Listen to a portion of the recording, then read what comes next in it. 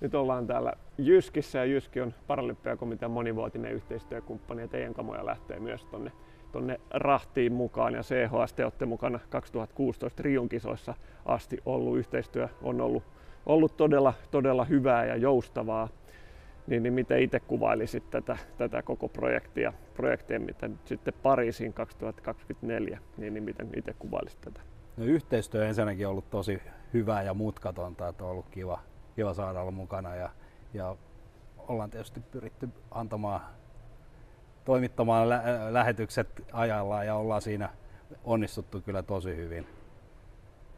Kyllä, se on mahtavaa, että niin yhteistyökumppanit yhdessä myös niin varmistaa sitä kisakylän viihtyisyyttä ja sitten sitä, että kamat on perillä ajallaan. Onko ne varmasti perillä ajallaan nyt nuo kaikki kamat siellä? No joo, ja siellä on tietysti tämmöisiä tiettyjä sudenkuoppia, mitä pitää osata väistää, mutta hyvin ollaan suoriuduttu siitä ja on varma siitä, että myös Pariisin kisoissa suoriudutaan kyllä, saadaan tavarat luotettavasti ja ajallaan perillä. Kyllä. Siellä on aika paljon kamaa, mitä joukkueelle lähtee tuonne Pariisiin. Onko jotain itsellä, mikä sieltä niin kuin erityisesti pistää silmään? Joo, on kiinnostavaa. No, tietysti menee paljon polkupyöriä ja näin, että oli pingispöytää taas mukana ja tietysti kylmä allas jälleen kerran.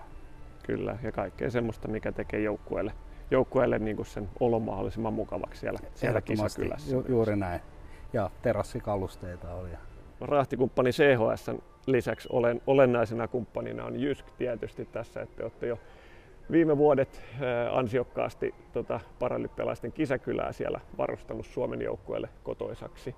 Ja onko jotain erityistä tänä vuonna, mitä sinne joukkueelle lähtee kisakylään niin kuin mukavaksi tekemiseen?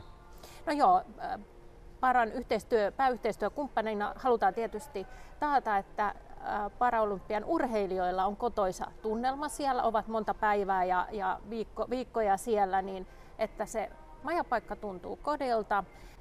Ollaan tuotu sinne erilaisia tuotteita, että se huone tuntuu viihtyisältä ja sitten myöskin sinne yhteiseen tilaan. Teillä on iso siellä parveketila, niin sinne tuotu sitten tämmöinen mukava parvekealue, setti ja ruokapöydät ja sitten myöskin niin kuin tekstiilit, pyyhkeet, lakanat, tyynyt, että on sitten mukava myöskin.